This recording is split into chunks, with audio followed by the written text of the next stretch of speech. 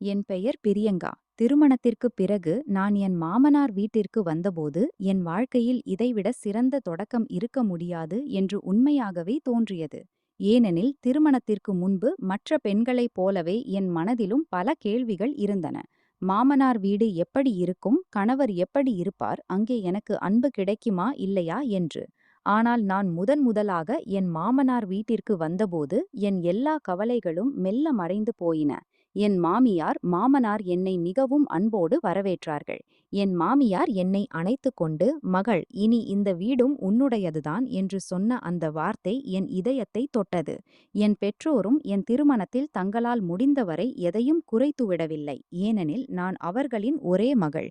என் தந்தை ஒரு பெரிய பன்னாட்டு நிறுவனத்தில் சீனியர் அக்கவுண்ட்ஸ் மேனேஜர் பதவியில் பணியாற்றினார். அவரது மாத சம்பளம் சுமார் 1,50,000 ரூபாய். நிறுவனத்தின் பணக்கணக்கு முழுவதையும் வைத்திருக்கும் பொறுப்பு அவரிடம் இருந்தது. தினசரி எவ்வளவு பணம் வந்தது, எவ்வளவு செலவானது, ஊழியர்களின் சம்பளம் தொடர்பான பதிவுகள், வங்கி தொடர்பான வேலைகள், மாத இறுதியில் உயர் அதிகாரிகளுக்கு முழு அறிக்கை அளிப்பது, இவை அனைத்தையும் அவரே பார்த்து கொண்டார். வேலை பொறுப்பானதாக இருந்ததால் அடிக்கடி இரவு வரை அலுவலகத்திலேயே இருக்க வேண்டியிருந்தது. ஆனால் என் தந்தை தன் வேலையில் மிகவும் நேர்மையானவர். நிறுவனத்தில் அவருக்கு நல்ல மதிப்பு இருந்தது.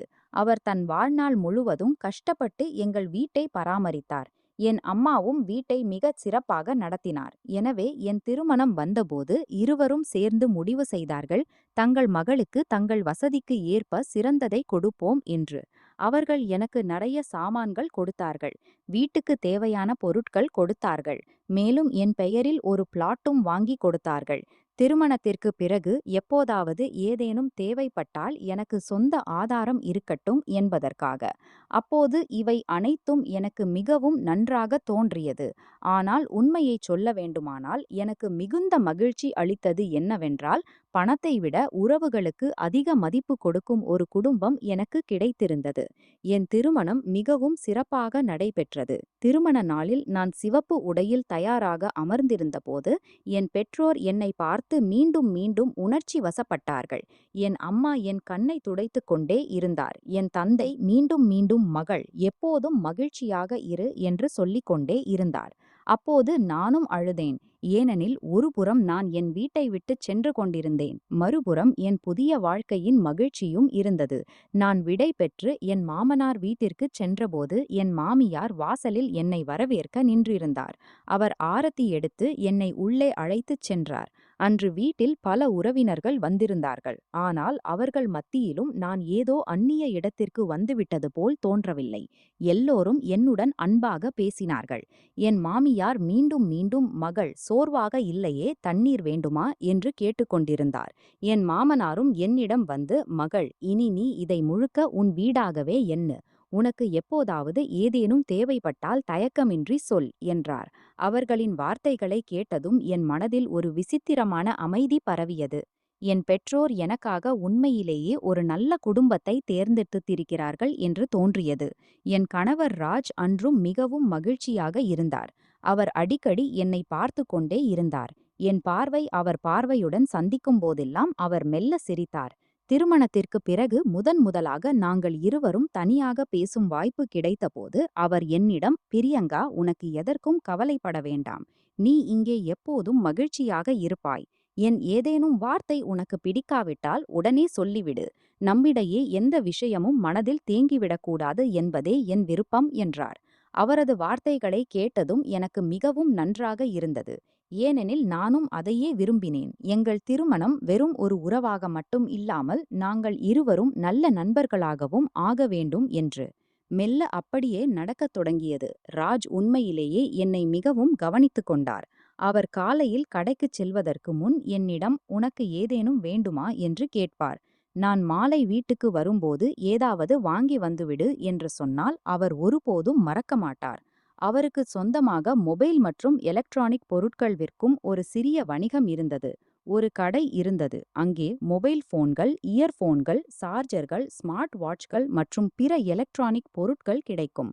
ஆரம்பத்தில் கடை சிறியதாக இருந்தது. ஆனால் அவர் தன் கஷ்டத்தால் மெல்ல அதை நல்ல நிலைக்கு கொண்டு வந்தார். கடையில் 2 ஊழியர்களும் வேலை செய்தார்கள். அவர்கள் வாடிக்கையாளர்களுக்கு பொருட்களை காட்டுவார்கள். பில் போடுவார்கள், மற்ற சிறு சிறு வேலைகளை பார்த்து கொள்வார்கள். ஆனால் ராஜ் ஒவ்வொரு விஷயத்தையும் கவனமாக பார்த்து கொள்வார். காலையில் கடை திறப்பதற்கு முன் ஸ்டாக் சரிபார்ப்பார், சப்ளையர்களுடன் பேசுவார், புதிய மொபைல்கள் மற்றும் பிற பொருட்களின் விலை கேட்பார். பிறகு வாடிக்கையாளர்களுடன் பேசி பொருட்களை காட்டுவார். மாலையில் கடை மூடுவதற்கு முன் அன்று முழுவதும் கணக்கு பார்ப்பார். அவரது கனவு, ஒரு நாள் அவரது கடை வெறும் ஒரு கடையாக இல்லாமல் நகரத்தில் அவரது சொந்த பெரிய எலக்ட்ரானிக் ஷாப் இருக்க வேண்டும். மேலும் பிறகு ஆன்லைனிலும் பொருட்கள் விற்கத் தொடங்க வேண்டும் என்பது. அவர் தன் வணிகத்தை பற்றி என்னிடம் பேசும்போது அவரது கண்களில் ஒரு தனிப்பட்ட ஒளி தெரியும். நான் மணிக்கணக்காக அவரது பேச்சை கேட்டுக்கொண்டே இருப்பேன். அவருக்கு துணிச்சல் கொடுப்பேன். நீங்கள் கஷ்டப்பட்டு கொண்டே இருங்கள். ஒரு நாள் உங்கள் வணிகம் நிச்சயம் பெரியதாகும் என்பேன். அப்போது அவர் சிரித்துவிட்டு, நீ என் பக்கம் இருக்கும் வரை நான் எதையும் செய்ய முடியும் என்பார். அவரது இந்த வார்த்தை எனக்கு மிகவும் பிடிக்கும். இதைவிட சிறந்த கணவர் எனக்கு கிடைத்திருக்க முடியாது என்று நினைப்பேன். என் மாமியார் மாமனாரும் எங்களை இருவரையும் பார்த்து மிகவும் மகிழ்வார்கள். என் மாமியார் அடிக்கடி சொல்வார், ராஜ் திருமணத்திற்கு பிறகு முற்றிலும் மாறிவிட்டான். முன்பு கடையிலிருந்து வந்து நேராக தன் அறைக்குச் சென்று விடுவான். இப்போது வீட்டுக்கு வந்தவுடன் முதலில் பிரியங்காவை தேடுகிறான் என்று. அதை கேட்டதும் நான் வெக்கப்பட்டு சிரிப்பேன். எங்கள் வீட்டில் எந்த பொருளுக்கும் பற்றாக்குறை இல்லை. மிக பெரிய வீடு இல்லை, ஆனால் சுத்தமாகவும் வசதியாகவும் இருந்தது. மாமியார் மாமனார் மேல் மாடியில் இருந்தார்கள். நாங்கள் இருவரும் கீழ் மாடியில் இருந்தோம். அதனால் எங்கள் வாழ்க்கைக்கு சிறிது தனி உரிமையும் கிடைத்தது. இருந்தாலும் நாங்கள் அனைவரும் சேர்ந்து சாப்பிடுவோம், மாலையில் தேநீர் குடிப்போம். விடுமுறை நாட்களில் சில சமயம் வெளியே சுற்றி வரவும் செல்வோம். என் மாமனாருக்கு காலையில் செய்தித்தாள் படிக்கும் பழக்கம் இருந்தது. என் மாமியாருக்கு வீட்டுச் செடிகள் வளர்ப்பதில் மிகுந்த ஆர்வம். நான் மெல்ல அவர்களின் விருப்பங்களை புரிந்து கொள்ளத் தொடங்கினேன். அவர்களும் என் விருப்பங்களை புரிந்து கொள்ளத் தொடங்கினார்கள். பல சமயம் நான் சமையலறையில் அவரோடு சேர்ந்து சமைப்பேன். அவர் தன் பழைய கதைகளை சொல்லிக் கொண்டே இருப்பார். அவர் என்னை மருமகளாக மட்டுமல்ல, மகளாகவே வைத்திருந்தார். நானும் அவரை என் அம்மா போலவே மதிக்கத் தொடங்கினேன். என் அம்மாவின் நினைவு வந்தால் அவருடன் தொலைபேசியில் பேசிவிட்டு பிறகு என் மாமியாருடன் அமர்ந்து நீண்ட நேரம் பேசுவேன். திருமணத்திற்கு பிறகு சில மாதங்கள் மிக வேகமாக கடந்தன.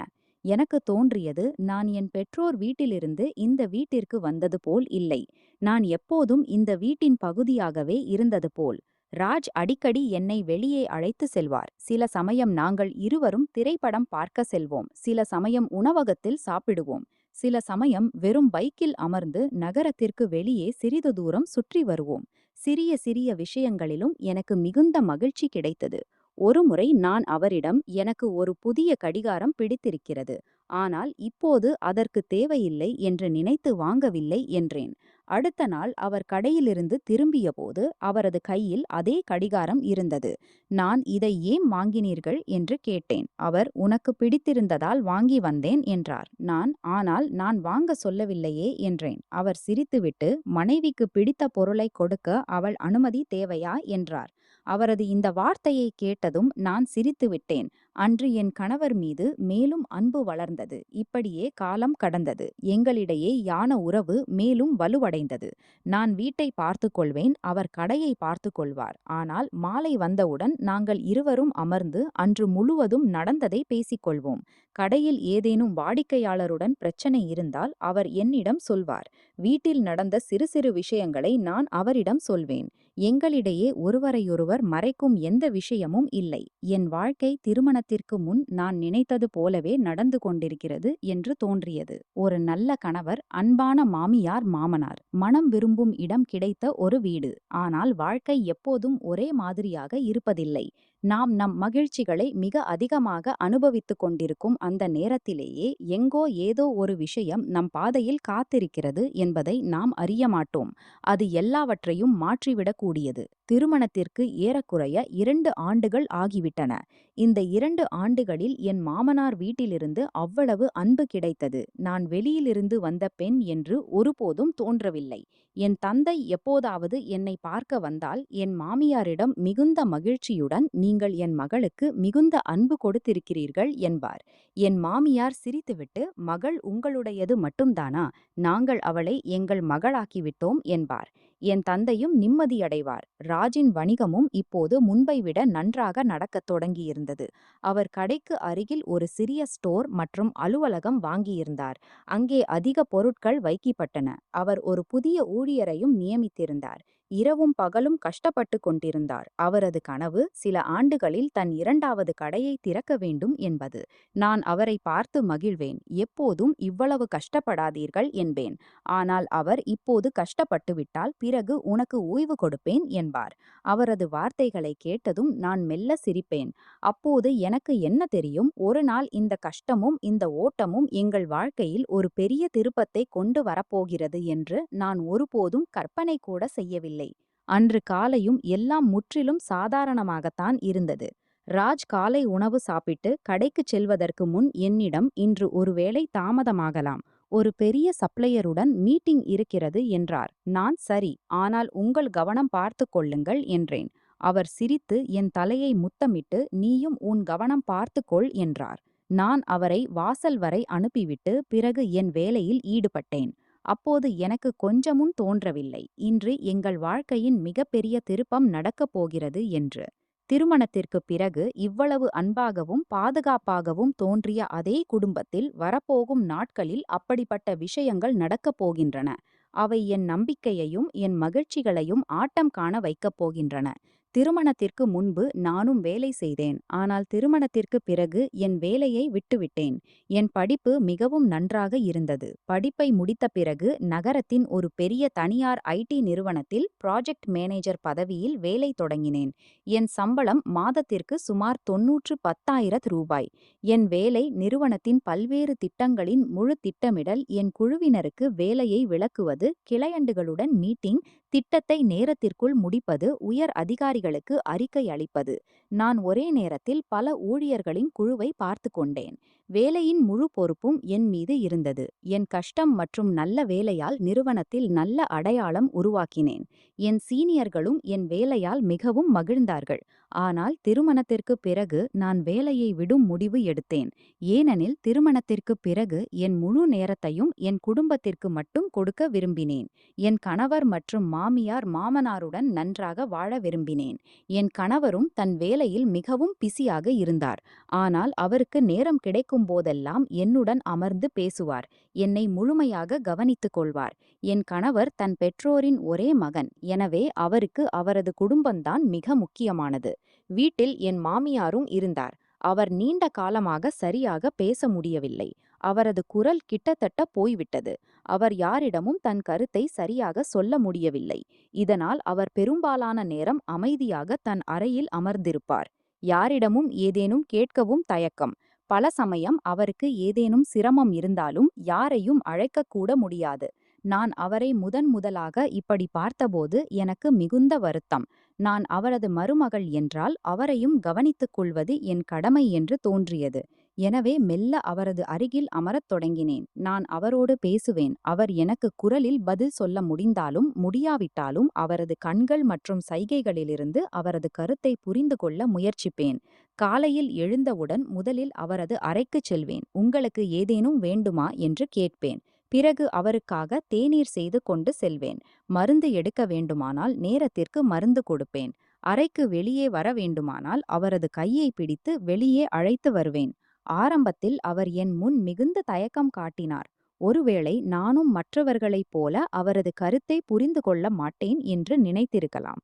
ஆனால் நான் ஒருபோதும் அவரது அமைதியை அவரது பலவீனமாக நினைக்கவில்லை. நான் அவரோடு தொடர்ந்து பேசிக்கொண்டே இருப்பேன். சில சமயம் என் குழந்தை பருவ கதைகளைச் சொல்வேன். சில சமயம் என் திருமணத்தை பற்றிச் சொல்வேன். சில சமயம் என் கணவரின் ஏதேனும் வேடிக்கையான கதையைச் சொல்லி அவரை சிரிக்க வைக்க முயற்சிப்பேன்.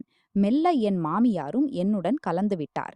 அவர் பேச முடியவில்லை. ஆனால் நான் அவரது அருகில் அமர்ந்திருக்கும்போது அவரது முகத்தில் ஒரு தனிப்பட்ட மகிழ்ச்சி தெரியும்.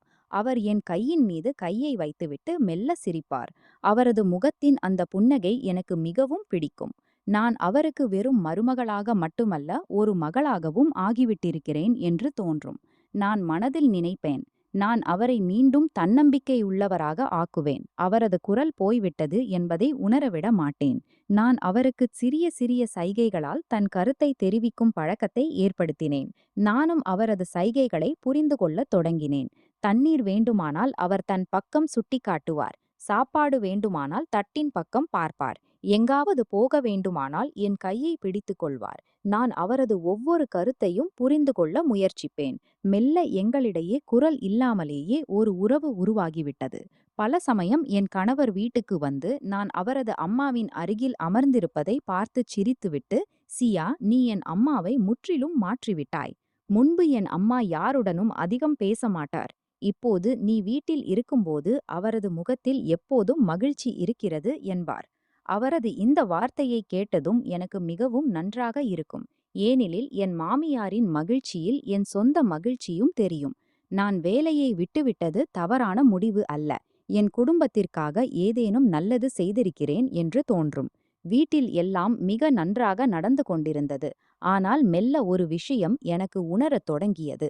என் மாமியாரின் மனதில் ஏதோ ஒன்று இருக்கிறது.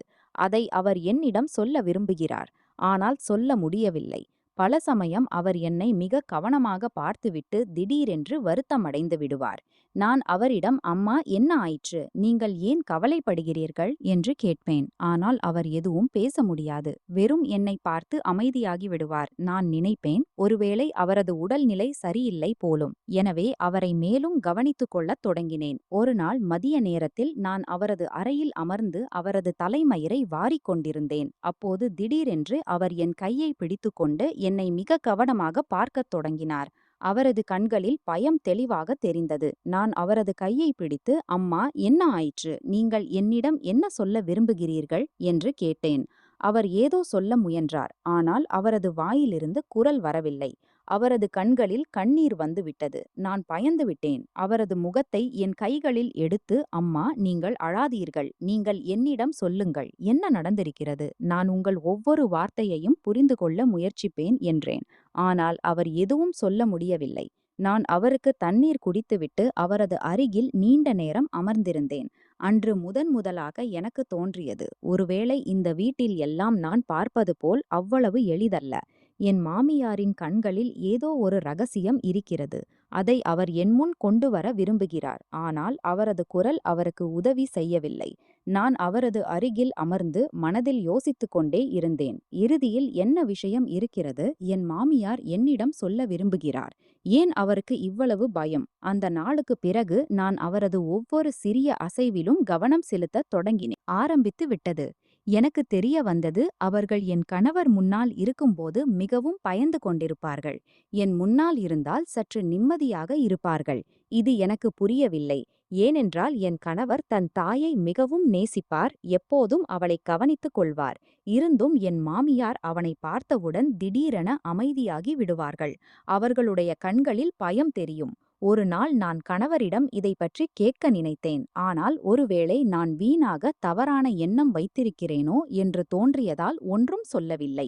நான் என் மாமியாரை மட்டும் கவனித்துக் கொண்டே இருந்தேன். அவர்கள் தங்கள் வீட்டில் பாதுகாப்பாகவும் மகிழ்ச்சியாகவும் உணர வேண்டும் என்று முயன்றேன். சிறிது காலத்திற்கு பிறகு என் மாமியார் சைகைகளால் என்னை பழைய அலமாரியை பார்க்கச் சொன்னார்கள். அவர்களுடைய வார்த்தை எனக்கு புரியவில்லை. மீண்டும் அந்த பக்கம் சுட்டிக்காட்டினார்கள். நான் அலமாரியை திறந்தேன். உள்ளே பழைய ஆடைகளும் பழைய பொருட்களும் தவிர வேறு ஒன்றும் இல்லை. அம்மா, இதில் உங்களுக்கு என்ன வேண்டும் என்று கேட்டேன். அவர்கள் தலையை ஆட்டி இல்லை என்று சொல்லிவிட்டு என்னை பார்த்து கொண்டே இருந்தார்கள். எனக்கு ஒன்றும் புரியவில்லை. அவர்கள் உண்மையில் என்ன விரும்புகிறார்கள் என்று. நான் திரும்பி அவர்கள் அருகில் போய் அமர்ந்தேன். அவர்கள் என் கையை பிடித்து விரலால் ஏதோ ஒரு காகிதத்தை சுட்டிக்காட்டினார்கள். எந்த காகிதம் என்று கேட்டேன். ஆனால் அவர்கள் அழுதுவிட்டார்கள்.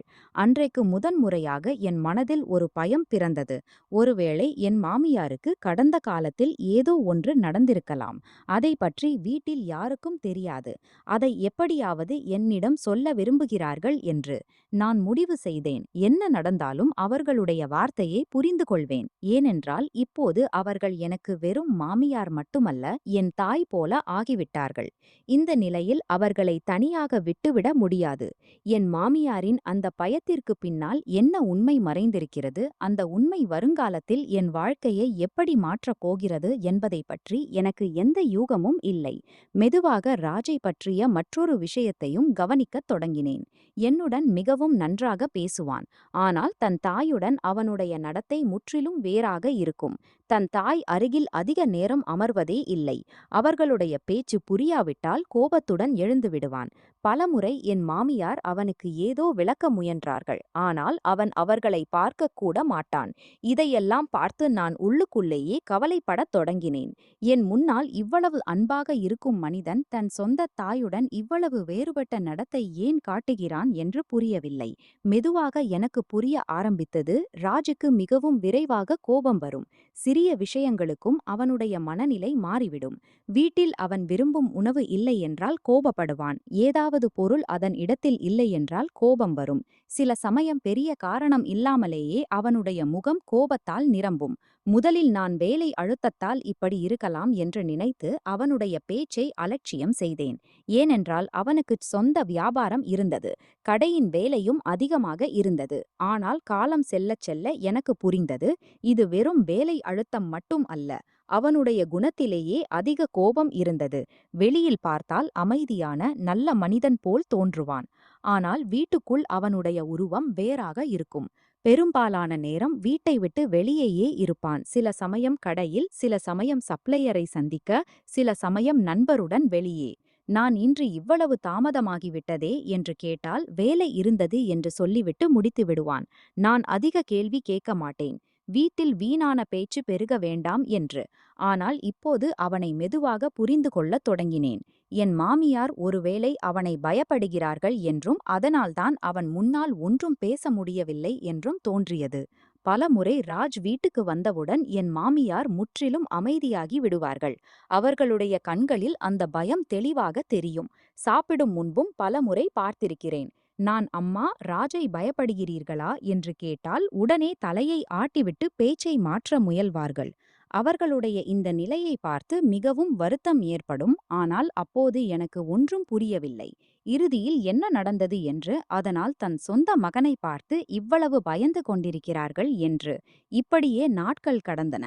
நான் என் வீட்டை பார்த்து கொண்டே இருந்தேன். காலையில் எழுந்து வீட்டு வேலை செய்து மாமியார் மாமனாரை கவனித்து ராஜுக்கு உணவு தயார் செய்து அவன் வேலைக்கு போன பிறகு மீதியை செய்தேன். என் பெற்றோர் வீட்டில் கிடைத்த வாழ்க்கையை விட்டுவிட்டு இந்த வீட்டை என் சொந்த வீடாக ஏற்றுக்கொண்டிருந்தேன். அதனால் ஒவ்வொரு சிறிய விஷயத்தையும் மனதில் எடுத்துக்கொள்ள விரும்பவில்லை. ஒவ்வொரு குடும்பத்திலும் ஏதாவது சிரமம் இருக்கும். காலப்போக்கில் எல்லாம் சரியாகிவிடும் என்று நினைத்தேன். ஆனால் ஒரு நாள் திடீரென எங்கள் வீட்டில் ஒரு பெரிய சிக்கல் வந்துவிட்டது. அது அனைவரையும் அதிர வைத்தது. அன்று நாங்கள் எல்லாரும் சேர்ந்து சாப்பிட்டுக் கொண்டிருந்தோம். ராஜும் எங்களுடன் அமர்ந்திருந்தான். திடீரென அவனுடைய போன் அடித்தது. அவன் போனை எடுத்து சிறிது நேரம் பேசினான். திடீரென அவனுடைய முகநிறம் மாறிவிட்டது. ஒன்றும் சொல்லாமல் உணவை அப்படியே விட்டுவிட்டு வேகமாக எழுந்துவிட்டான். என்ன ஆயிற்று என்று கேட்டேன். என் கடையில் பெரிய திருட்டு நடந்திருக்கிறது என்றான்.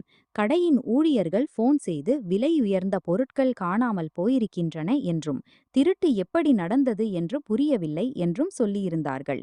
ராஜ் தாமதிக்காமல் வீட்டை விட்டு புறப்பட்டான். நானும் அவனுடன் போக நினைத்தேன். ஆனால் நீ வீட்டிலேயே இரு, நான் பார்த்துவிட்டு வருகிறேன் என்றான். சிறிது நேரத்திற்கு பிறகு அவன் போன் செய்தான்.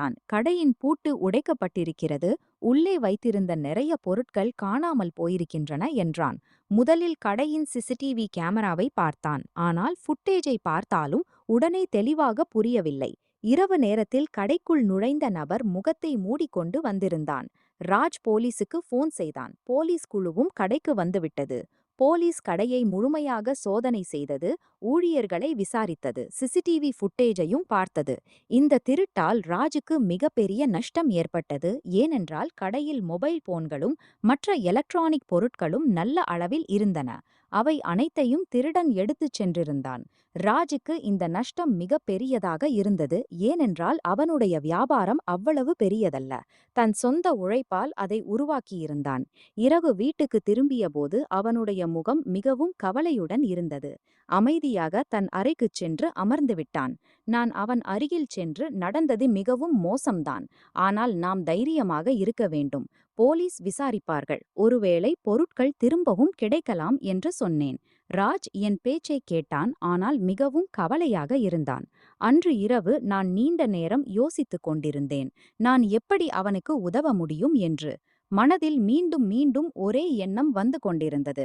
நான் மீண்டும் வேலைக்குச் சென்றால் வீட்டுச் செலவில் ராஜுக்கு சிறிது உதவ முடியும். நஷ்டத்தை சமாளிக்கவும் சிறிது ஆதரவு கிடைக்கும். திருமணத்திற்கு பிறகு நான் வேலையை விட்டுவிட்டேன். ஆனால் என் பழைய அலுவலகத்தில் இருந்த சிலரின் எண்கள் இன்னும் என்னிடம் இருந்தன. நான் விரும்பினால் மீண்டும் வேலை கிடைக்கும் என்று நம்பிக்கை இருந்தது. அடுத்த நாள் முதலில் ராஜுடன் இதை பற்றி பேசினேன். உனக்குச் சரியாக இருந்தால் நான் மீண்டும் வேலைக்குச் செல்லலாம். இதனால் வீட்டின் வருமானம் சிறிது அதிகரிக்கும். கடையில் ஏற்பட்ட நஷ்டத்தை சமாளிக்கவும் உனக்கு உதவியாக இருக்கும் என்றேன். ராஜ் முதலில் என்னை பார்த்தான். சிறிது நேரம் அமைதியாக இருந்தான். பிறகு, நீ உன் விருப்பத்தின்படி செய்ய விரும்பினால் எனக்கு எந்த ஆட்சேபனையும் இல்லை என்றான். அவனுடைய பேச்சை கேட்டு எனக்கு நன்றாக இருந்தது. நான் என் பெற்றோருடனும் பேசினேன். அவர்களும் ஆதரவு தந்தார்கள். நீ வேலை செய்ய விரும்பினால் நிச்சயம் செய். நீ மீண்டும் உன் காலில் நின்றுவிட்டாய் என்று எங்களுக்கு மகிழ்ச்சி என்றார்கள். என் மாமியார் மாமனாரும் மறுக்கவில்லை. மாமனார், நீ வீட்டையும் வேலையையும் இரண்டையும் பார்த்து கொள்ள முடியும். அதில் தவறில்லை என்றார். என் மாமியார் பேச முடியவில்லை. ஆனால் என் கையை பிடித்து புன்னகையுடன் ஆதரவு தந்தார்கள். அவர்களுடைய சிறிய சைகை எனக்கு மிகவும் தைரியம் கொடுத்தது. நான் முடிவு செய்தேன், இப்போது மீண்டும் வேலைக்குச் செல்வேன். சில நாட்களில் என் பழைய நிறுவனத்துடன் பேசினேன். எனக்கு மீண்டும் வேலை கிடைத்து விட்டது. இவ்வளவு காலத்திற்கு பிறகு முதன்முறையாக அலுவலகத்திற்குச் சென்றபோது சற்று விசித்திரமாக இருந்தது. ஏனென்றால் திருமணத்திற்கு பிறகு நிறைய காலம் கடந்துவிட்டது. ஆனால் மெதுவாக நான் என் வேலையில் திரும்பினேன். என் வேலை ஏற்கனவே தெரிந்திருந்ததால் அதிக சிரமம் இல்லை. நான் பகலில் அலுவலக வேலை செய்து மாலையில் வீட்டுக்கு திரும்பி வீட்டு வேலையை பார்த்துக் கொள்வேன். மாமியார் மாமனாரை கவனித்து ராஜுக்கு உணவு தயாரிப்பேன். காலையில் சீக்கிரமே எழுந்து தேவையான வீட்டு வேலைகளை முடித்துவிட்டு அலுவலகத்திற்குச் செல்வேன். மாலையில் திரும்பி மீதியை முடிப்பேன். ஆரம்பத்தில் மிகவும் சோர்வாக இருந்தது. ஆனால் இதெல்லாம் என் குடும்பத்திற்காகவே செய்கிறேன் என்று என்னைத்தானே சமாதானப்படுத்திக் கொண்டேன். மெதுவாக என் வாழ்க்கை மீண்டும் ஒரு நிலையான வழியில் நடக்கத் தொடங்கியது. ராஜ் தன் வியாபாரத்தை சமாளிக்க முயன்று கொண்டிருந்தான். போலீஸ் திருட்டை விசாரித்துக் கொண்டிருந்தது. நாங்கள் இருவரும் எங்கள் பக்கத்திலிருந்து வாழ்க்கையை முன்னேற்ற முயன்றோம். இப்போது ஒருவேளை எல்லாம் சரியாகிவிடும் என்று தோன்றியது. ஆனால் என் மனதில் ராஜை பற்றிய கேள்விகள் இன்னும் முழுமையாக தீரவில்லை. ஏனென்றால் நான் அவனை எவ்வளவு புரிந்து கொள்ள முயன்றாலும் அவனுக்குள் ஏதோ ஒன்று மறைந்திருக்கிறது என்றும் அதை பற்றி எனக்கு இதுவரை ஒன்றும் தெரியாது என்றும் தோன்றியது. என் மாமியாரின் கண்களில் தெரியும் பயம் என்னை மீண்டும் மீண்டும் அதே கேள்விக்குள் இழுத்துச் சென்றது. எனக்கு தெரியாது வருங்காலத்தில் ராஜை பற்றி எனக்கு என்ன உண்மை தெரியப் போகிறது என்று. அது தெரிந்த பிறகு நான் என் சிறந்த துணையாக நினைத்து இந்த வீட்டிற்கு வந்த மனிதன் உண்மையில் எனக்கு அவ்வளவு நல்லவனாகத்தான் இருந்தானா என்று புரிந்து கொள்வது கடினமாக இருக்கும் என்று. மெதுவாக காலம் கடந்தது. வாழ்க்கை தன் வேகத்தில் முன்னேறிக் கொண்டே இருந்தது. ராஜ் தன் கடையின் வேலையை மீண்டும் சரியாக சமாளிக்கத் தொடங்கினான். திருட்டால் பெரிய நஷ்டம் ஏற்பட்டிருந்தாலும் தைரியத்தை விடவில்லை. நானும் என் வேலையை செய்தேன். ஒவ்வொரு மாதமும் என் சம்பளம் வந்தவுடன் தேவையான சில பணத்தை தனியாக வைத்துவிட்டு மீதியை என் வங்கிக் கணக்கில் போடுவேன். பலமுறை ராஜ் என்னுடன் வங்கிக்குச் சென்று பணம் போட்டு விடுவான். எங்களுக்குள் நம்பிக்கை இருக்கிறது. அதனால் எந்த விஷயத்திலும் கவலைப்படத் தேவையில்லை என்று தோன்றும். என் பெற்றோரிடமிருந்தும் அவ்வப்போது போன் வரும். என் தந்தை தன் வேலையின் காரணமாக மிகவும் பிஸியாக இருப்பார். அதனால் அதிக நேரம் பேச முடியாது.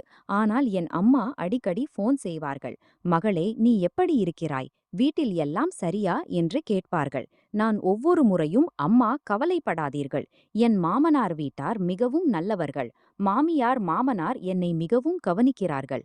ராஜும் என்னுடன் நன்றாக இருக்கிறான். நான் வேலையும் செய்கிறேன், வீட்டையும் பார்த்துக் கொள்கிறேன் என்று சொல்வேன். அம்மா என் பேச்சைக் கேட்டு மிகவும் மகிழ்வார்கள். மகளே, நீ மகிழ்ச்சியாக இருக்க வேண்டும். உன் வீட்டில் எல்லாரும் உன்னை தங்கள் மகள் போல வைத்திருக்க வேண்டும். அதைத் தவிர வேறு ஒன்றும் எங்களுக்கு வேண்டாம் என்பார்கள். அவர்களுடைய பேச்சைக் கேட்டு எனக்கும் நன்றாக இருக்கும். ஏனென்றால் நான் அவர்களை என் காரணத்தால் ஒருபோதும் கவலைப்படுத்த விரும்பவில்லை.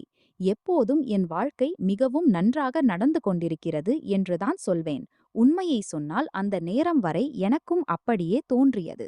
என் வாழ்க்கையில் நடந்து கொண்டிருப்பவை எல்லாம் நல்லவைதான் என்று. ஆனால் என் மனதின் ஒரு மூலையில் ராஜை பற்றிய சில கேள்விகள் உருவாகத் தொடங்கின. குறிப்பாக தன் தாயுடன் இருக்கும் முறை, திடீரென வரும் கோபம், சில சமயம் தொந்தரவு செய்வது, இவற்றை பற்றி. இருந்தும் நான் அவனுடைய பேச்சை பெரிதாக்கி பார்க்கவில்லை. ஒருவேளை அவனுடைய குணம் அப்படித்தான் இருக்கும். காலப்போக்கில் எல்லாம் சரியாகிவிடும் என்று நினைத்தேன். ஆனால் ஒரு நாள் அப்படி ஒரு சம்பவம் நடந்தது. என் மனதில் ராஜை பற்றி ஒரு சந்தேகத்தை உருவாக்கிவிட்டது.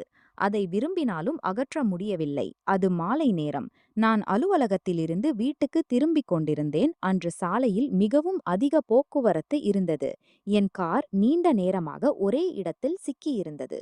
நான் ஜன்னல் வழியாக வெளியே பார்த்து கொண்டிருந்தேன். இன்று வீட்டுக்கு போக மிகவும் தாமதமாகிவிடும் என்று யோசித்துக் கொண்டிருந்தேன். அப்போது திடீரென என் பார்வை சாலையின் மறுபக்கம் நின்றிருந்த ஒரு காரின் மீது விழுந்தது. முதலில் அந்த காரை அதிக கவனமாக பார்க்கவில்லை. ஆனால் டிரைவிங் சீட்டில் என் பார்வை சென்றவுடன் என் கால்கள் அப்படியே நின்றுவிட்டன. காருக்குள் ராஜ் அமர்ந்திருந்தான். அவனுடன் ஒரு பெண்ணும் இருந்தாள். நான் சில நொடிகள் அதே பக்கம் பார்த்து கொண்டே இருந்தேன். ஆனால் என் கண்களை நம்ப முடியவில்லை. இது ராஜ் தானா, இல்லை நான் வேறு யாரையோ ராஜ் என்று நினைக்கிறேனா என்று யோசித்தேன். ஆனால் எவ்வளவு நேரம் பார்த்தேனோ அவ்வளவு என் நம்பிக்கை அதிகரித்தது. அது ராஜ் தான். நான் உடனே காரிலிருந்து இறங்கி அவன் அருகில் சென்று அந்த பெண் யார் என்று கேட்க நினைத்தேன். ஆனால் போக்குவரத்து அவ்வளவு அதிகமாக இருந்ததால் என் கார் முன்னேற முடியவில்லை. சிறிது நேரத்தில் அவர்களுடைய காரும் மறுபக்கமாக சென்றுவிட்டது. நான் அவர்கள் போவதை பார்த்து கொண்டே இருந்தேன். என் மனதில் பல்வேறு கேள்விகள் எழத் தொடங்கின. இறுதியில் ராஜ் அந்த பெண்ணுடன் என்ன செய்து கொண்டிருந்தான்? அந்த பெண் யார்? அவன் எனக்கு ஒருபோதும் அவளைப் பற்றி ஏன் சொல்லவில்லை? அவள் அவனுடைய நண்பியா? வியாபாரத்துடன் தொடர்புடைய பெண்ணா? இல்லை வேறு ஏதோவா? நான் முழு வழியும் இந்த எண்ணங்களில் சிக்கியிருந்தேன். வீட்டுக்கு வந்த பிறகும் என் முகத்தில் கவலை தெளிவாக தெரிந்தது. என் மாமியார் என்னை பார்த்து கொண்டே இருந்தார்கள். எனக்கு என்ன ஆயிற்று என்று புரிந்து கொள்ள முயல்வது போல.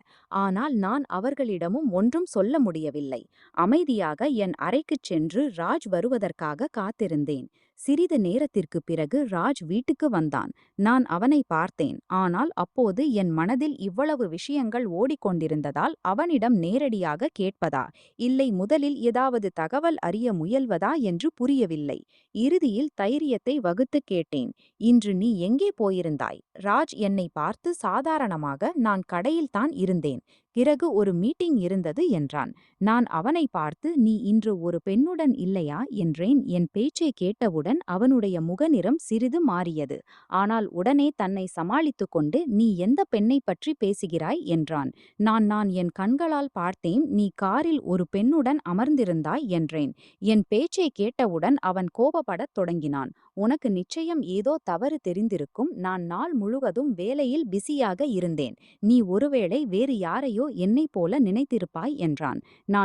நான் உன்னை அடையாளம் காண்பதில் தவறு செய்ய மாட்டேன். நான் என் கண்களால் உன்னை பார்த்தேன் என்றேன். ஆனால் அவன் என் பேச்சை கேட்பதற்கு பதிலாக மேலும் கோபமடைந்தான். நீ என் மீது சந்தேகம் வைக்கிறாயா? நான் உன்னுடன் ஏதாவது தவறு செய்ய முடியும் என்று நினைக்கிறாயா என்றான். அவனுடைய குரலில் கோபம் இருந்தது. எனக்கு நன்றாக இல்லை.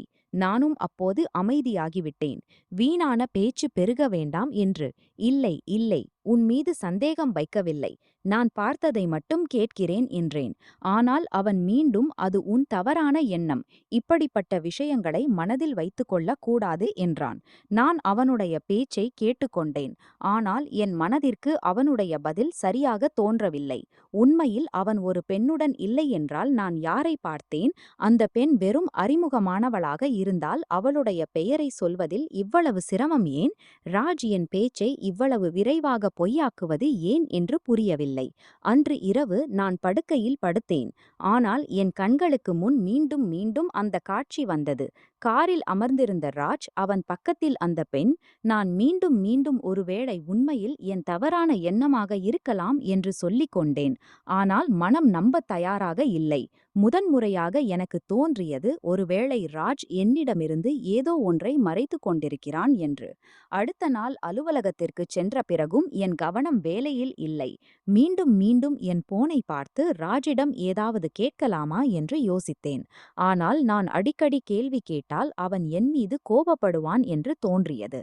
நான் என் மனதை சமாதானப்படுத்தினேன். ஒருவேளை அந்த பெண் உண்மையில் அவனுடைய அறிமுகமானவளாக இருக்கலாம். அதனால்தான் சொல்லவில்லை. நான் வீணான கேள்விகள் கேட்பேன் என்று நினைத்திருக்கலாம். ஆனால் மனதில் வேறு எண்ணங்களும் வந்தன. அப்படித்தான் இருந்தால் அவன் நேரடியாக அவளுடைய பெயரை சொல்லிவிட்டிருக்கலாமே. அன்று மதியம் என் அம்மாவின் போன் வந்தது. மகளே, நீ சரியாக இருக்கிறாயா? உன் குரல் சற்று எனக்கு மிகவும் வருத்தமாக இருந்தது. உடனே என் குரலை சாதாரணமாக்கி, ஆமாம் அம்மா, நான் முழுவதும் சரியா இருக்கேன். ஆபீஸ் வேலைதான் கொஞ்சம் அதிகமாயிருக்கு என்றேன். அம்மா, அதிகமா வேலை செய்யாத, உன் ஆரோக்கியத்தையும் கவனித்துக்கோ என்றாள். நான் சரி அம்மா, நீங்க கவலைப்படாதீங்க என்றேன். அந்த பெண் பற்றிய விஷயத்தை அவளிடம் சொல்லவில்லை. ஏனென்றால் என் அம்மா வீணாக கவலைப்படுவாள் என்று பயந்தேன். நான் அந்த விஷயத்தை தனியாகவே புரிந்து கொள்ள விரும்பினேன். ஆனால் அந்த நாளிலிருந்து இரவு நேரங்களில் சிறிய சிறிய விஷயங்களில் கவனம் செலுத்தத் தொடங்கினேன்.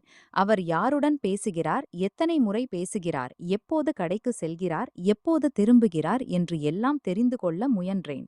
ஆனால் நேரடியாக அவனிடம் கேட்கவில்லை. ஏனென்றால் ஆதாரம் இல்லாமல் சந்தேகம் வைத்தால் நம் உறவு கெட்டுவிடுமோ என்று பயந்தேன். என் மாமியார் அடிக்கடி என்னை அமைதியாக பார்த்து கொண்டிருப்பாள்.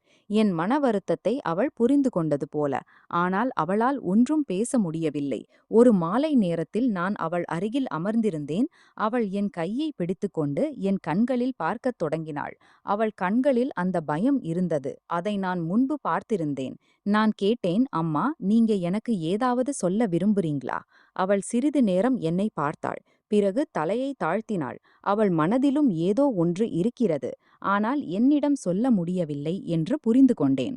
அப்போதுதான் முதல் முறையாக எனக்கு தோன்றியது, ராஜை பற்றி நான் நினைத்து கொண்டிருப்பது வெறும் என் சந்தேகம் மட்டும் இல்லை. இந்த வீட்டில் என்னிடமிருந்து மறைக்கப்படும் ஏதோ ஒன்று இருக்கிறது. என் மாமியார் அந்த உண்மையை அறிந்திருக்கலாம். ஆனால் அவளால் அதை என்னிடம் சொல்ல முடியாத நிலை. அன்றிரவு நீண்ட நேரம் சிந்தித்தேன். ராஜுக்கு அந்த பெண்ணுடன் என்ன தொடர்பு? என் மாமியார் என்னிடமிருந்து என்ன மறைக்க விரும்புகிறாள்? என் வாழ்க்கையில் வரவிருக்கும் உண்மை என் முழு தேடலையும் மாற்றிவிடும் என்று எனக்கு தெரியவில்லை. இப்போது ஒரே ஒரு விஷயம் மட்டும் தெளிவாக தெரிந்தது. அவசரத்தில் எந்த முடிவும் எடுக்கக்கூடாது. முதலில் உண்மையை தெரிந்து கொள்ள வேண்டும். ஏனென்றால் நான் நினைப்பது தவறாகவும் இருக்கலாம். என் கண்களுக்கு முன் தெரிந்ததற்கு பின்னால் வேறு ஏதோ விஷயம் இருக்கலாம். அதை பற்றி இப்போது எனக்கு எதுவும் தெரியாது. சில நாட்களுக்குப் பிறகு என் ஆபீஸிலிருந்து 2 நாட்களுக்கு நகருக்கு வெளியே ஒரு பிசினஸ் ட்ரிப் போக வேண்டியிருந்தது. என் பாசுடன் முக்கியமான மீட்டிங்குகள் இருந்தன. கம்பெனியின் ஒரு பெரிய கிளையண்ட்டையும் சந்திக்க வேண்டும். நான் வீட்டுக்கு வந்து ராஜிடம் இதை சொன்னேன். அவன், சரி, நீ போ, வேலை முக்கியம். நான் என் கடை வேலையில் பிஸியாக இருப்பேன் என்றான். நான் சரி என்று சொல்லி தேவையான ஆடைகளையும் பொருட்களையும் பேக் செய்தேன். அடுத்த நாள் காலையில் பிசினஸ் ட்ரிப்புக்கு நகருக்கு வெளியே புறப்பட்டேன். போகும்போது மாமியார் மாமனாரிடம் சொன்னேன், நீங்க உங்களை கவனிச்சுக்கோங்க, 2 நாளில் திரும்பி வந்துடுவேன். என் மாமியார் வழக்கம் போல சிரித்துக்கொண்டே என் கையை பிடித்து ஆசீர்வதித்தாள். நான் அவள் அருகில் குனிந்து, அம்மா, நீங்க கவலைப்படாதீங்க, நான் விரைவில் திரும்பி வந்துடுவேன் என்றேன். பிறகு அங்கிருந்து புறப்பட்டேன். அந்த 2 நாட்களிலும் என் முழு கவனமும் வேலையில் இருந்தது. மீட்டிங்குகள் மிக முக்கியமானவை. நான் நாள் முழுவதும் பிஸியாக இருந்தேன். ஆனால் சிறிது நேரம் கிடைத்த போதெல்லாம் வீட்டை பற்றி யோசித்தேன். 2 நாள் மட்டும்தான். பிறகு வீட்டுக்கு திரும்பி எல்லாருடனும் பேசுவேன் என்று நினைத்தேன். ராஜுடன் பேசியும் வந்தது. ஆனால் அவன் பேச்சு மிகவும் சுருக்கமாக இருந்தது. சில சமயம் கடையில் இருக்கேன், சில சமயம் ஒரு வேலையில் சிக்கி இருக்கேன் என்பான். நான் அதிக கேள்வி கேட்கவில்லை, ஏனென்றால் பிசினஸ் ட்ரிப்பை முடித்துவிட்டு அமைதியாக வீட்டுக்கு திரும்ப விரும்பினேன். என் மனதில் இன்னொரு எண்ணமும் ஓடிக்கொண்டிருந்தது. இந்த முறை வீட்டுக்கு வருவதை யாருக்கும் சொல்லாமல் திடீரென்று சென்று எல்லாரையும் ஆச்சரியப்படுத்தலாம் என்று நினைத்தேன். மாமியார் என்னை பார்த்து மிகவும் மகிழ்வாள், ராஜும் மகிழ்வான் என்று தோன்றியது. அதனால் யாருக்கும் சொல்லவில்லை. ராஜிடம் கூட நான் எப்போது திரும்புவேன் என்று சொல்லவில்லை. 2 நாட்கள் முடிந்ததும் வேலையை முடித்துக்கொண்டு நகருக்கு திரும்பினேன். வழியில் வீட்டுக்குச் செல்லும் மகிழ்ச்சி இருந்தது. வீட்டுக்குச் சென்றதும் முதலில் மாமியாரிடம் சென்று அவளுடன் அமர்வேன். பிறகு ராஜை திடீரென்று பார்த்து ஆச்சரியப்படுத்துவேன் என்று நினைத்தேன். ஆனால் வீட்டுக்குச் சென்றதும் நான் பார்க்கப் போவது என் முழு வாழ்க்கையின் சிந்தனையையே மாற்றிவிடும் என்று எனக்கு சிறிதும் தெரியவில்லை. இரவு நேரம். நான் வீட்டுக்கு வந்தேன். வெளியிலிருந்து பார்த்தால் வீட்டில் முழு அமைதி. எல்லாரும் தூங்கிவிட்டார்களோ என்று நினைத்தேன். மெதுவாக கதவை திறந்து உள்ளே சென்றேன். வீட்டில் எந்த சத்தமும் இல்லை. டிவி இல்லை. யாரும் பேசும் சத்தம் இல்லை. முழு வீடும் அமைதியாக இருந்தது. என் பையை ஒரு பக்கத்தில் வைத்துவிட்டு மெதுவாக என் அறை பக்கம் நடந்தேன். அப்போதும் என் மனதில் ராஜ் தூங்கியிருப்பான். நான் திடீரென்று எழுப்பி ஆச்சரியப்படுத்துவேன் என்ற எண்ணம்தான் இருந்தது. ஆனால் என் அறையின் கதவை திறந்ததும் கால்களுக்கு கீழிருந்து பூமி சறுக்கியது போல் உணர்ந்தேன். என் அறைக்குள் அந்த பெண் அமர்ந்திருந்தாள். சில நாட்களுக்கு முன் ராஜின் காரில் நான் பார்த்த அதே பெண். அவளை பார்த்ததும் சில வினாடிகள் முழுவதும் அமைதியாகி விட்டேன். நான் என்ன பார்க்கிறேன் என்று புரியவே இல்லை. அந்த பெண் என் அறையில் ஏன் அமர்ந்திருக்கிறாள்? அவள் என்னை பார்த்ததும் திடீரென்று எழுந்து நின்றாள். அவள் முகத்தில் பயம் தெளிவாக தெரிந்தது. நான் அவளை பார்த்தேன். பிறகு முழு அறையையும் பார்த்தேன். என் மனதில் ஒரே நேரத்தில் பல கேள்விகள் எழுந்தன. அப்போதுதான் நான் உரக்க ராஜை கூப்பிட்டேன். ராஜ் எங்கே? என் குரலை கேட்டதும் சில கணங்களுக்கு பிறகு ராஜ் வாஷ்ரூமிலிருந்து வெளியே வந்தான். என்னை பார்த்ததும் அவன் முகநிறம் மாறிவிட்டது.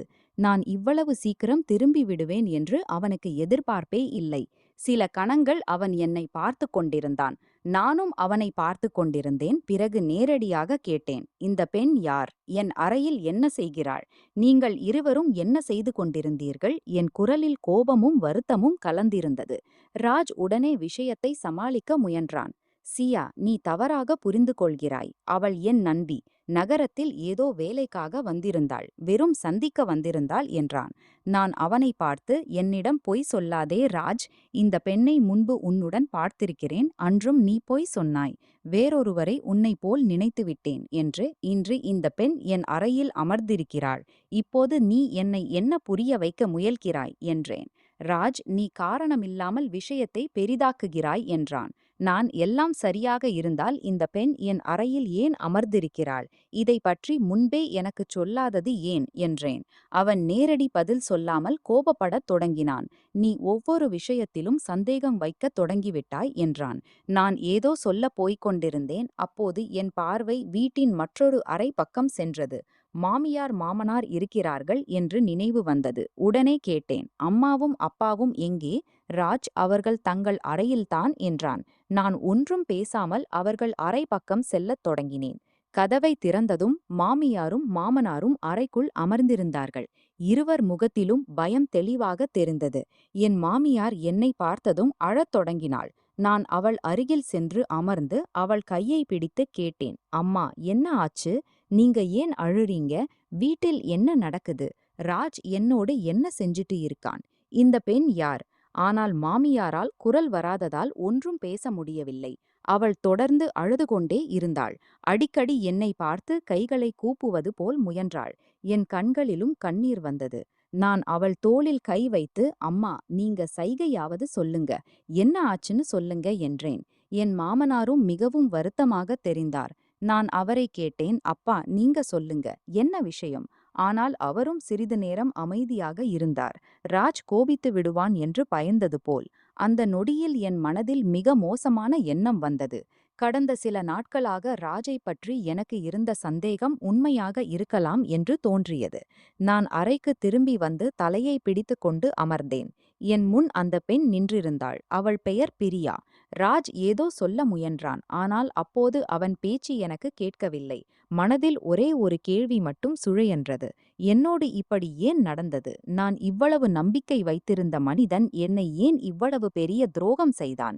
அவனுக்காக நான் மீண்டும் வேலைக்குச் சென்றேன். வீட்டை பராமரித்தேன். அவன் கஷ்டத்தில் உதவினேன். அவன் அம்மாவை கவனித்தேன். ஆனால் அவன் என் முதுகுக்குப் பின்னால் என்ன செய்து கொண்டிருந்தான்? என் கண்களில் இருந்து கண்ணீர் வரத் தொடங்கியது. நான் ராஜை பார்த்து, நான் உனக்கு என்ன தீங்கு செய்தேன்? நீ என்னோடு இப்படி செய்தாய். நான் உன்னை நம்பினேன். உன்னை எதற்கும் தடுக்கவில்லை. உன் பிசினஸுக்கு உதவ என் வேலையை மீண்டும் தொடங்கினேன். நீயே என்னை ஏமாற்றினாய் என்றேன். ராஜ் ஏதோ பேசத் தொடங்கினான். ஆனால் நான் கையை உயர்த்தி அவனை தடுத்து, இப்போது எனக்கு எந்த சமாதானமும் வேண்டாம். முதலில் உண்மையை தெரிந்து கொள்ள வேண்டும் என்றேன். நான் அந்த பெண்ணை பார்த்து கேட்டேன், நீ யார்? என் கணவனுடன் உனக்கு என்ன தொடர்பு? அவள் அமைதியாக இருந்து கீழே பார்த்தாள். அவள் அமைதி என் மனபயத்தை மேலும் அதிகப்படுத்தியது. மீண்டும் கேட்டேன், நீ வெறும் நண்பி என்றால் என் வீட்டில் என் அறையில் இந்த இரவு நேரத்தில் என்ன செய்கிறாய்? அவள் ஒன்றும் பேசவில்லை. ராஜ் நடுவில் போதும் என்றான். நான் இல்லை, இன்று நான் அமைதியாக இருக்க மாட்டேன். இன்று எனக்கு பதில் வேண்டும். கடந்த சில நாட்களாக என் மனதில் இருக்கும் கேள்விகளுக்கு இன்று பதில் கிடைக்க வேண்டும் என்றேன். அப்போது என் பார்வை மாமியார் மீது சென்றது. அவள் இன்னும் அழுது கொண்டிருந்தாள். என்னை பார்த்து அடிக்கடி ஏதோ புரிய வைக்க முயன்றாள். நான் அவள் அருகில் சென்று கையை பிடித்து, அம்மா பயப்படாதீங்கே, நான் உங்களோட இருக்கேன். நீங்க இந்த பெண்ணை முன்பே தெரிஞ்சுக்கிறீங்களா என்று கேட்டேன். மாமியார் மெதுவாக தலையை அசைத்தாள். அவள் கண்களில் இருந்து கண்ணீர் வழிந்தது. அவளை பார்த்ததும் என் இதய துடிப்பு வேகமாகியது. இந்த வீட்டில் நடக்கும் விஷயங்களுக்கு பின்னால் ராஜும் அந்த பெண்ணும் மட்டும் இல்லை, மாமியாரும் உண்மையை முழுவதும் அறிந்திருக்கிறாள் என்று தோன்றத் தொடங்கியது. நான் அவள் அருகில் அமர்ந்து தொடர்ந்து சைகையால் கேட்டுக்கொண்டிருந்தேன். ஆனால் அவளால் சொல்ல முடியவில்லை. மாமனாரும் தலையை தாழ்த்தினார். வீட்டில் விசித்திரமான அமைதி பரவியது. வீட்டின் ஒவ்வொரு சுவரும் ஏதோ ஒன்றைச் சொல்ல விரும்புவது போல் தோன்றியது. அதை இதுவரை நான் புரிந்து கொள்ளவில்லை. ராஜ் தொடர்ந்து அமைதிப்படுத்த முயன்றான். ஆனால் இப்போது அவன் பேச்சு எதுவும் உண்மையாக தெரியவில்லை. ஏனென்றால் முன்பு காரில் பார்த்த விஷயத்திலும் பொய் சொன்னான். இன்று என் அறையில் அதே பெண்ணுடன் பிடிபட்டான். இன்று எனக்கு மிகவும் வருத்தம் தந்தது. என் வாழ்க்கையில் இப்படி ஒரு நாள் வரும் என்று நான் எப்போதும் நினைக்கவில்லை. என் பெற்றோரிடம் போன் செய்து சொல்லவும் முடியவில்லை. ஏனென்றால் அவர்களுக்கு தெரிந்தால் அவர்கள் உடைந்து விடுவார்கள் என்று தெரியும். நான் கண்ணீரை அடக்க முயன்றேன். இப்போது என்ன செய்ய வேண்டும் என்று யோசித்தேன். அப்போது மாமியார் என் கையை மிகவும் இறுக்கமாக பிடித்தாள். அவள் கண்களில் அப்படிப்பட்ட பயம் இருந்தது. அவள் எனக்கு மிக முக்கியமான ஒன்றை சொல்ல விரும்புகிறாள். அது ராஜுடன் தொடர்புடையது என்று தோன்றியது. அவள் கண்களில் பார்த்தபடி, இத்தனை நாட்களாக மாமியார் என்ன உண்மையை உள்ளே மறைத்து வைத்திருக்கிறாள்? ஏன் ராஜுக்கு முன் எப்போதும் இவ்வளவு பயத்துடன் இருக்கிறாள் என்று யோசித்தேன். அப்போதுதான் முதல் முறையாக உணர்ந்தேன், நான் வெறும் கணவனின் காதல் துரோகமாக நினைக்கும் விஷயத்திற்கு பின்னால் இதைவிட பெரிய ஒன்று மறைந்திருக்கிறது. இப்போது எந்த விலையை கொடுத்தாவது அந்த உண்மையை தெரிந்து கொள்ள வேண்டும். ஏனென்றால் என் வாழ்க்கையை வேறொருவரின் பொய்யின் மீது தொடர முடியாது. அப்போது மாமனார் எனக்கு ஒரு விஷயத்தை சொன்னார். அதை கேட்டதும் என் கால்களுக்கு கீழிருந்து பூமி சறுக்கியது. அவர் மிகவும் வருத்தத்துடன், மகளே, என்னை மன்னிச்சுடு. எங்களிடமிருந்து பெரிய தவறு நடந்துடுச்சு. இப்போது உனக்கு உதவி செய்ய முடியல. நாங்க முன்பே ராஜின் உண்மையை உனக்கு சொல்லியிருந்தோன்னா இன்று உனக்கு இதெல்லாம் நடந்திருக்காது என்றார். பிறகு அவர் சொன்னார், ராஜ் எங்களுடைய சொந்த மகன் இல்லை. அவன் சிறுவனாக இருந்தபோது நாங்கள் தத்தெடுத்துக் கொண்டோம். அப்போதிருந்து எங்கள் மகனைப் போலவே அவனை வளர்த்தோம். படிப்பு முதல் அவன் ஒவ்வொரு தேவை வரை எல்லாம் பார்த்தோம். அவன் எங்கள் சொந்த மகன் இல்லை என்ற உணர்வு அவனுக்கு எப்போதும் வராதபடி பார்த்து கொண்டோம். அவன் வாழ்க்கையை உருவாக்க எந்த முயற்சியும் குறைக்கவில்லை. அவன் வளர்ந்ததும் அவனுக்காக கடை திறந்து வைத்தோம். அவன் சொந்த காலில் நிற்கட்டும் என்று. ஆனால் காலப்போக்கில் அவனில் இவ்வளவு மாற்றம் எப்படி வந்தது என்று தெரியவில்லை. அவன் தன் பெற்றோரின் மதிப்பையும் காட்டவில்லை. இப்போது நாங்கள் வயதானோம். என் உடல்நிலையும் சரியில்லை. அவன் தன் அம்மாவுடன் சரியாக பேசுவதில்லை. சிறிய விஷயங்களில் கோபப்படுகிறான். சில சமயம் என் இதயம் உடையும்படி பேசுகிறான். நாங்கள் நிறைய புரிய வைத்தோம். ஆனால் அவன் எங்களை கேட்கவே இல்லை. மாமனார் ஜன்னல் பக்கம் பார்த்தபடி, மகளே, உனக்காகவும் எங்களுக்கு மிகவும் வருத்தம். ராஜுடன் உன் திருமணத்திற்கு முன் நாங்கள் நிறைய புரிய வைக்க முயன்றோம். ஆனால் அவன் எங்கள் ஒரு வார்த்தையும் கேட்கவில்லை. உண்மையில் உன் படிப்பை பற்றியும், நீ நல்ல நிறுவனத்தில் நல்ல வேலை செய்கிறாய், நல்ல வருமானம் ஈட்டுகிறாய் என்பதையும் அவன் முன்பே அறிந்திருந்தான். அவன் உன்னை விரும்புவது போல் நடித்தான். பிறகு உன்னுடன் திருமணம் செய்ய முடிவு செய்தான். நாங்கள் பணத்திற்காக மட்டும் திருமணம் செய்யாதே என்றோம். ஆனால் அவன் கேட்கவில்லை. உன் வீட்டிற்கு உறவு பேசச் சென்றபோது எல்லோர் முன்னும் நல்லவனாக நடிக்க முயன்றான். உன் பெற்றோர் முன் நன்றாக பேசினான். உனக்கும் நல்ல வாழ்க்கை துணை கிடைத்துவிட்டது என்று தோன்றியது. ஆனால் அவனது உண்மையான எண்ணம் எங்களுக்கு தெரியும். திருமணத்திற்கு பிறகு அவன் தன் உண்மையான நிறத்தை காட்டத் தொடங்கினான். கடையில் திருட்டு நடந்தது போல் அவன் செய்த நாடகம் அவனது திட்டம்தான். உண்மையில் திருட்டு நடக்கவில்லை. அவன் சிலரின் உதவியுடன் அந்த பொய்யான நாடகத்தை நடத்தினான். உனக்கு பெரிய நஷ்டம் ஏற்பட்டது போல் தோன்றி நீ உதவி செய்ய மீண்டும் வேலை தொடங்கும்படி அதுதான் நடந்தது. அவன் எதிர்பார்த்தது நடந்தது. நீ அவன் கஷ்டத்தை பார்த்து மீண்டும் வேலை தொடங்கினாய். இரவும் பகலும் உழைத்தாய். வீட்டையும் பராமரித்தாய். உன் சம்பாத்தியத்தில் பெரும்பகுதியை அவன் நம்பிக்கையில் அவன் கணக்கில் அனுப்பிக் கொண்டிருந்தாய். ஆனால் அவன் உன் நம்பிக்கையை பயன்படுத்திக் கொண்டான். மறுபுறம் வேறொரு பெண்ணுடன் தொடர்பும் வைத்திருந்தான். இதை கேட்டதும் என் கண்களில் இருந்து கண்ணீர் வரத் தொடங்கியது. நான் என் கணவனாக நினைத்து முழு வாழ்க்கையையும் நம்பிக்கை வைத்திருந்த மனிதன் என்னுடன் இவ்வளவு பெரிய விளையாட்டை விளையாடிக் கொண்டிருந்தான் என்று நினைக்கவே முடியவில்லை. மாமனாரின் வார்த்தைகளை கேட்டுக்கொண்டிருக்கும்போது உள்ளே கோபம் அதிகரித்து கொண்டே இருந்தது. அதே நேரம் நான் என்ன செய்தேன் என்று இப்படி நடந்தது என்ற கேள்வியும் எழுந்தது. அவன் கஷ்ட நேரத்தில் உதவினேன். அவன் வேலையை காப்பாற்ற மீண்டும் வேலை தொடங்கினேன். அவன் வீட்டின் பொறுப்பை ஏற்றேன். அவன் அம்மாவை கவனித்தேன். அவன் அப்பாவை மதித்தேன். ஒவ்வொரு அடியிலும் அவனுடன் நின்றேன். ஆனால் அவன் என் நல்லத்தை என் பலவீனமாக எடுத்துக்கொண்டான். மாமனார் தொடர்ந்து, எங்களுக்கு மிகவும் வருத்தம். உனக்கு முன்பே சொல்ல முடியவில்லை. ராஜின் நடத்தை சரியில்லை என்று எங்களுக்கு தெரியும். ஆனால் அவன் எங்களையும் விட்டுச் சென்று விடுவானோ என்று பயந்தோம். அந்த பயத்தில் உனக்கும் உண்மையை சொல்லவில்லை. இன்று எங்களுக்கு புரிகிறது. எங்கள் அமைதியின் காரணமாக நீ இவ்வளவு பெரிய துரோகத்தை சகிக்க வேண்டியிருந்தது என்றார். அவருடைய வார்த்தைகளை கேட்டு மாமியாரும் அழத் தொடங்கினாள். அவள் என் கையை பிடித்தாள். அவள் கண்களில் அவ்வளவு வலி இருந்தது. அவளிடம் கோபம் கூட வரவில்லை. நான் அவள் கைகளை என் கைகளில் எடுத்து, அம்மா அழுகாதீங்க.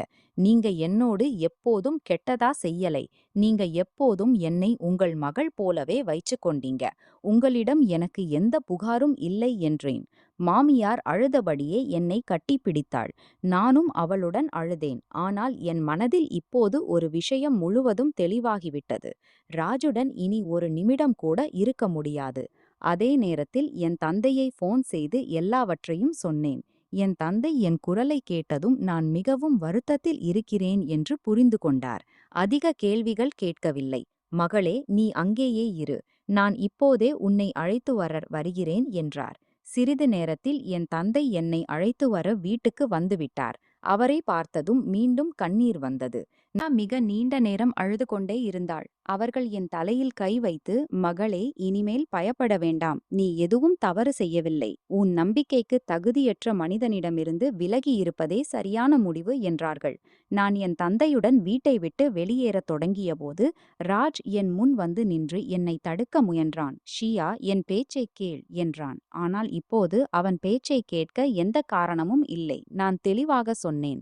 நான் உன் ஒவ்வொரு வார்த்தையும் நம்பினேன். ஆனால் அந்த நம்பிக்கையின் மதிப்பை நீ புரிந்து கொள்ளவில்லை. நீ என்னுடன் திருமணம் செய்தது எனக்காக அல்ல. என் வேலைக்காகவும் என் சம்பளத்திற்காகவும் தான். உன் கடையில் திருட்டு நடந்தது போன்ற நாடகம் கூட நடித்தாய். நான் மீண்டும் வேலைக்குச் சென்று என் பணத்தை உன்னிடம் கொடுப்பதற்காக. அதற்கு மேல் வேறொரு பெண்ணுடன் உறவும் வைத்திருந்தாய். இனி நான் உன்னுடன் வாழ முடியாது. ராஜ் சிறிது நேரம் மௌனமாக இருந்தான். பின்னர் தன்னை நியாயப்படுத்த முயன்றான். ஆனால் இந்த முறை நான் அவன் வார்த்தைகளில் சிக்கவில்லை. நான் என் தந்தையுடன் வீட்டை விட்டுச் சென்றேன். சில நாட்களில் அவனுக்கு எதிராக சட்ட நடவடிக்கை தொடங்கினேன். விவாகரத்து கோரினேன். என் பணம் தொடர்பான முழு விவரங்களையும் சேகரிக்கத் தொடங்கினேன். நான் வங்கிக்குச் சென்றபோது மற்றொரு பெரிய அதிர்ச்சி காத்திருந்தது. என் வங்கி கணக்கிலிருந்து பணம் எடுக்கப்பட்டிருந்தது. அது எனக்கு தெரியாமல் நடந்திருந்தது. இதற்கு பின்னால் ராஜ் தான் இருக்க வேண்டும் என்று புரிந்தது. ஏனென்றால் என் கணக்கு மற்றும் பணம் தொடர்பான பல விஷயங்களை அவன் முன்பே அறிந்திருந்தான். உடனே வங்கியில் பாதுகாப்பு தொடர்பான அனைத்தையும் மாற்றினேன். தேவையான ஆவணங்களையும் பதிவுகளையும் சேகரித்தேன். என் தந்தையின் உதவியுடன் அனைத்து தகவல்களையும் வழக்கறிஞரிடம் கொடுத்தேன். வழக்கு முன்னேறியது. மெல்ல மெல்ல உண்மை வெளிவரத் தொடங்கியது. ராஜ் என் நம்பிக்கையை பயன்படுத்தி என் பணத்தோடு மோசடி செய்திருந்தான். நீதிமன்றத்தின் மூலம் என் பணத்தை திரும்ப பெற முயன்றேன். எனக்கு நடந்த அனைத்தையும் முழு உண்மையோடு வெளிப்படுத்தினேன். நீண்ட விசாரணை மற்றும் சட்ட நடைமுறைகளுக்குப் பிறகு என் பணம் திரும்ப கிடைக்கும் வழி திறந்தது. இறுதியில் ராஜிடமிருந்து விவாகரத்தும் கிடைத்தது. மோசடி மற்றும் பணம் தொடர்பான குற்றங்களுக்காக அவனுக்கு எதிராக சட்ட நடவடிக்கை எடுக்கப்பட்டு தண்டனையும் கிடைத்தது. முழு விவாகரத்து முடிந்த அன்று என் மேலிருந்து ஒரு பெரிய பாரம் இறங்கியது போல் உணர்ந்தேன். நான் வருத்தப்பட்டேன். என் திருமணமும் என் நம்பிக்கையும் இரண்டும் உடைந்து போயிருந்தன. ஆனால் ஒரு ஆறுதல் இருந்தது. என் நம்பிக்கையை துஷ்பிரயோகம் செய்த அந்த மனிதனுடன் இனி இல்லை. நான் என் வாழ்க்கையை மீண்டும் தொடங்க முடிவு செய்தேன். என் வேலையில் முழு கவனம் செலுத்தத் தொடங்கினேன். பெற்றோருடன் அதிக நேரம் செலவிட்டேன். ஆனால் ராஜின் பெற்றோரை என் மனதில் ஒருபோதும் தவறாக நினைக்க முடியவில்லை. ஏனென்றால் திருமணத்திற்குப் பிறகு அவர்கள் எப்போதும் என்னை நன்றாக நடத்தினார்கள். தங்கள் மகள் போலவே நடத்தினார்கள். அவர்களின் ஒரே தவறு ராஜின் உண்மையை சரியான நேரத்தில் எனக்குச் சொல்லாததுதான். அதனால் அவர்களை மன்னித்துவிட்டேன். நான் அவர்களிடம் சொன்னேன், நீங்கள் இருவரும் எனக்கு ஒருபோதும் மருமகள் போல் உணர வைக்கவில்லை. அதனால் நான் உங்களை தனியாக விடமாட்டேன். என்னை பற்றி எந்த கவலையும் வேண்டாம். நான் அவ்வப்போது அவர்களை சந்திக்கச் சென்றேன். தேவையான பொருட்களை எடுத்துச் சென்றேன். அவர்களின் உடல்நிலையையும் கவனித்துக் கொண்டேன். என் மாமியார் என்னை பார்த்ததும் கண்களில் கண்ணீர் வந்துவிடும். என் கையை பிடித்து, மகளே, உனக்கு மிகவும் தவறு நடக்க விட்டுவிட்டோம். இருந்தாலும் நீ எங்களை விடவில்லை என்பார்கள். நான் சொல்வேன், அம்மா, நீங்கள் எனக்கு ஒருபோதும் தவறு செய்யவில்லை. அதனால் ராஜின் தவறுக்கு உங்களை தண்டிக்க மாட்டேன். காலம் மெல்ல முன்னேறியது. என் வாழ்க்கையும் முன்பை விட நன்றாக மாறத் தொடங்கியது. வேலையில் மீண்டும் முழு ஈடுபாட்டுடன் உழைத்தேன். சிறிது காலத்தில் என் உழைப்பின் நல்ல பலன் கிடைக்கத் தொடங்கியது. நான் முன்பை விட வலிமையானவளாக மாறிவிட்டேன். இப்போது யாருடைய ஆதரவும் தேவையில்லை என்று உணர்ந்தேன். மிக முக்கியமான பாடம் ஒன்றை கற்றுக்கொண்டேன். யாரையும் கண்களை மூடிக்கொண்டு நம்பக்கூடாது. எவ்வளவு சொந்தமாக தோன்றினாலும் அன்பு மற்றும் நம்பிக்கை முக்கியம்தான். ஆனால் சொந்த புத்தியை ஒருபோதும் விடக்கூடாது. சில நேரங்களில் மனிதன் எதிராளியை மிகவும் சொந்தமாக நினைத்து விடுகிறான். அவன் தவறுகள் கூட தெரிவதில்லை. உண்மை வெளிவரும்போது மிகவும் தாமதமாகிவிடும். எனக்கும் அப்படித்தான் நடந்தது. ஆனால் நான் என் வாழ்க்கையை அங்கேயே முடிக்க விடவில்லை. வலியிலிருந்து பாடம் கற்றுக்கொண்டு முன்னேறத் தொடங்கினேன். இப்போது நான் முன்பை விட புத்திசாலி, முன்பை விட வலிமையானவள். ஒரு உறவின் உண்மையான மதிப்பு பணத்திலோ தோற்றத்திலோ இல்லை, நேர்மை மற்றும் மரியாதையில்தான் இருக்கிறது என்பதை புரிந்து கொண்டேன். நான் என்னுடன் ஒரு உறுதிமொழி எடுத்துக்கொண்டேன். இனிமேல் யாரையும் யோசிக்காமல் நம்ப மாட்டேன். என் முடிவுகளை எப்போதும் என் புத்தியால் எடுப்பேன். முழு பயணமும் எனக்கு ஒன்றை கற்றுக்கொடுத்தது. ஏமாற்றம் எவ்வளவு பெரிதாக இருந்தாலும் மனிதன் துணிச்சலை இழக்காவிட்டால் உடைந்த வாழ்க்கையை மீண்டும் சரிசெய்து தனக்காக ஒரு புதிய தொடக்கத்தை உருவாக்க முடியும். நண்பர்களே, எங்கள் கதை உங்களுக்கு பிடித்திருக்கும் என்று நம்புகிறேன். கதை பிடித்திருந்தால் வீடியோவுக்கு லைக் செய்யுங்கள். சேனலை சப்ஸ்கிரைப் செய்து நோட்டிஃபிகேஷன் பெல்லை அழுத்துங்கள். அடுத்த அப்டேட் உங்களுக்கு முதலில் கிடைக்கும்.